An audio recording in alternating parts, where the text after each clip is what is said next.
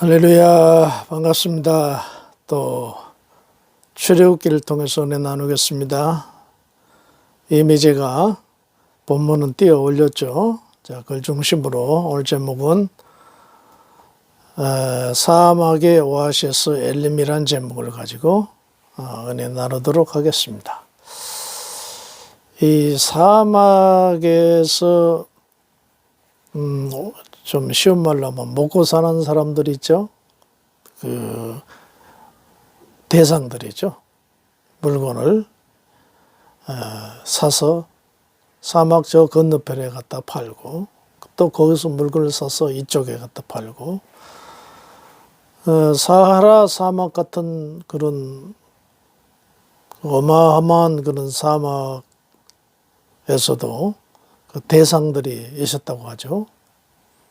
근데 그 대상들은 그 일정한 목적지를 향해 가는데 이렇게 반듯하게 사막이라고 건너가지 않는답니다. 어떻게 가느냐? 그들만이 아는 그 목표물을 향해서 가는데 그 목표물이 오아시스라는 겁니다. 그 최종 목적지를 향해서 가는데 무작정 가는 게 아니고 직선거리로 빠른 거리로 가는 거 아니고 오아시스에서 오아시스로 이렇게 옮겨간다고 그래요. 왜냐하면은 준비해간 뭐 음식들 혹은 물 이것이 뭐 한 달, 두 달 그 메마른 사막에서 견딜 수는 없잖아요.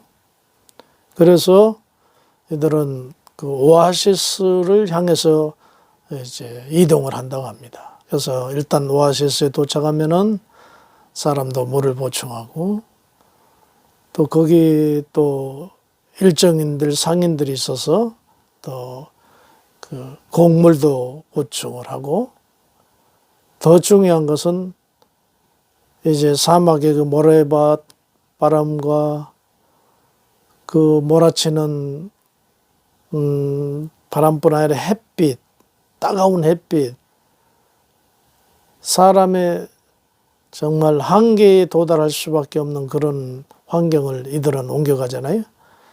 그러다가 오아시스를 만나면은 이제 물을 보충하고 또 낙타들에게 물을 먹이고 더 중요한 것은 만약에 건강이 과로하지 않도록 거기서 충분히 휴식을 취한 다음에 다음 목적지인 또 다른 오아시스를 향해서 간답니다. 결국 그래서 오아시스에서 오아시스로 그래서 결국 목적지까지 간다고 합니다. 그러니까 사막을 횡단하는 사람들에게 있어서는 오아시스는 생명이죠. 그거 없이는 사막을 횡단할 수 없으니까. 오늘 본문에 이스라엘 백성들이 이제 그 엘림이라는 사막의 오아시스는 엘림에 갔더니 정류나무가 많이 있고 거기서 쉼을 얻었다는 말씀이 나옵니다. 상상을 해보세요. 이스라엘 백성들이 애굽에 살 때는 물 걱정할 필요 없습니다. 왜냐하면 나일강 하면은 세계 최대 수원지잖아요. 그 아프리카 큰 대륙을 횡단해서 지중해로 흘러 들어온 물이기 때문에 애굽은 바로 그 나일강의 푸르른 그리고 넘쳐나는 그 물 가지고 그 문화가 발달해 왔고 또 이스라엘 백성들도 그 나일강변에서 집단적으로 생활을 했던 것이죠. 그러니까 물 걱정할 필요 없죠. 그리고 사시사철 푸르름이고요. 제가 오래전에 성지순례를 갔는데요. 애굽의 그 피라밋 이런 것들 이제 보고, 또 지금은 홍해를 터널을 뚫었어요. 옛날에 모세가 건넜던, 이스라엘 백성들이 건넜던 그 홍해를 지하 터널을 뚫어가지고 이제 그 지하로, 지하차도로 해서 그야말로 그 사우디아라비아 이스라엘 백성들이 가는 그 길을 차로 쭉 횡단을 했습니다. 처음에는 신기하기도 했어요. 참 이런 것도 있구나. 사막이란 게 이렇게 생겼구나.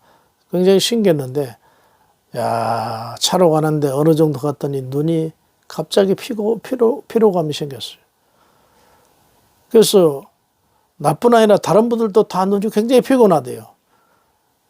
그때 가이드가 하는 얘기가, 우리 한국 분들은 평상시 때 그 푸르름을 어려서부터 보고 성장했기 때문에 눈이 거기에 푸르름에 적응이 돼 있다는 거죠. 근데 그러다가 갑자기 풀 한 폭이 없이 황막한 황토 사막을 가니까 그게 눈에 적응이 안 돼서 그렇게 피곤하다는 겁니다. 나는 그때서 그걸 알았어요. 이스라엘 백성들도 마찬가지였겠죠. 애굽의 풍부한 물, 자원들, 쉴만한 자기 집, 푸르름, 이런 것으로 항상 이런 곳에 살다가 사막에 갑자기 사막으로 나왔으니 이게 항상 식수 걱정해야죠. 전주에 말씀한 대로 그냥 물이 없어서 마라에서 썩은 물을 하나님의 은혜로 단물로 만들어서 목을 축이고, 이게 얼마나 참 그 생활이 팍팍한, 그야말로 팍팍한 그런 생활을 지금 하고 있지 않습니까? 그리고 우리가 요즘에도 있습니다만은 나라가 전쟁이 일어나서, 내전이 일어나서 그것을 피해서 외국으로 이제 망명한 사람들, 그걸 가리켜 우리는 난민촌이라고 그러죠. 텐트를 치고 이 추위 가운데 살고 있지 않습니까?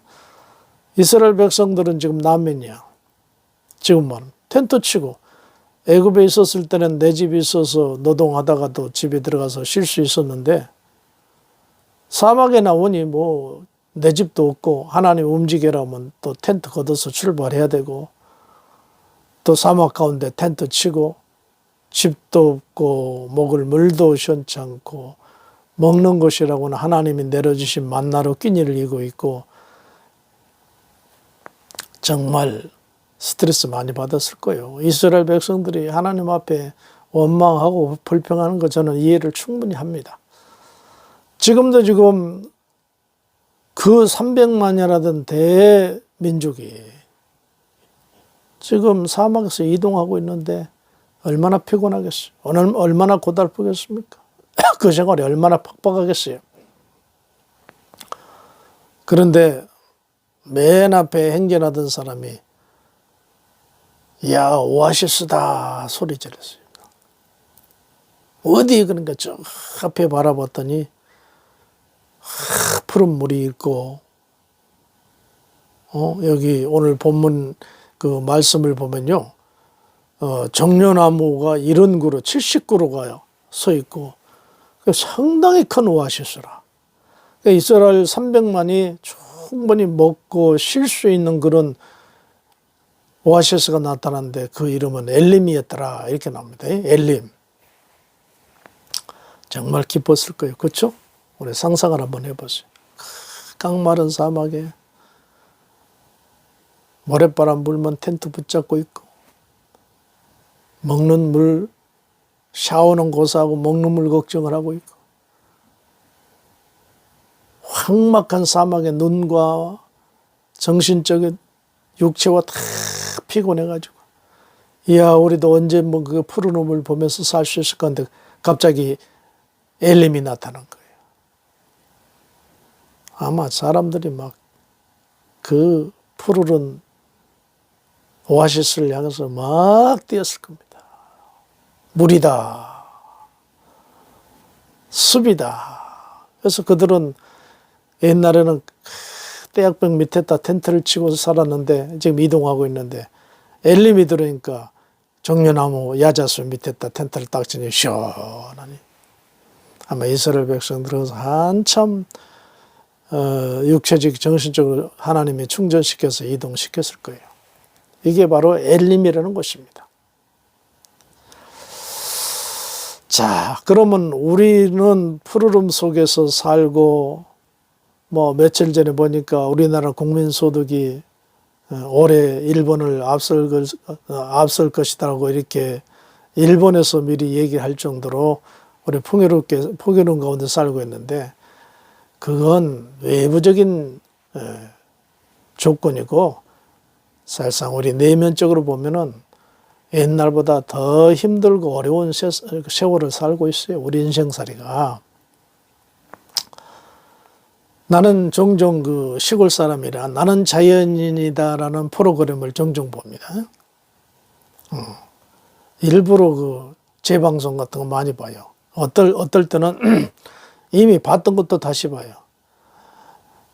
그 속에서 산에 가서 이렇게 약초도 캐고 또 물가에 사는 사람들은 낚시도 하고 뭐 여러 가지 한가롭게 사는 그런 모습들을 그 자체는 아주 좋아요. 근데 이제 그 방송 내용을 보면은 거기에 나는 자연이다라고 하는 거기에 사는 사람들을 왜 거기에 그 전기도 없고 정말 사람도 없는 인적이 없는 산속에서 혼자 사느냐.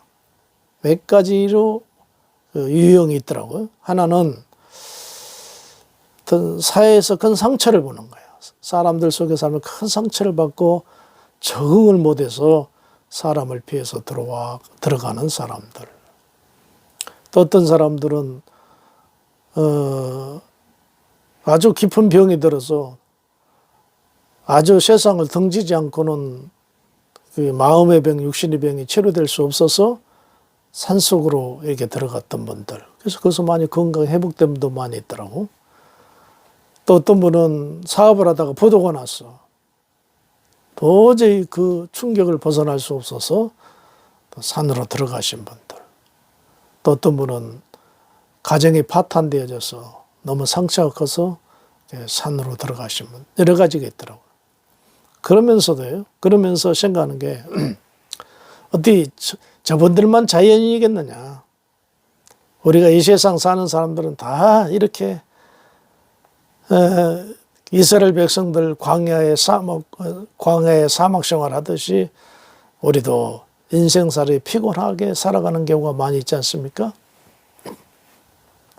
정신적인 건 놔두고라도 그렇습니다.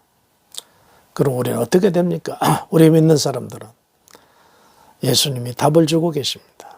마태복음 11장 28절 저 유명한 말씀이죠. 수고하고 무거운 이 말씀을 듣는 성도들아 다 내게로 오라. 내가 너를 쉬게 하리라. 그랬습니다. 뭐냐?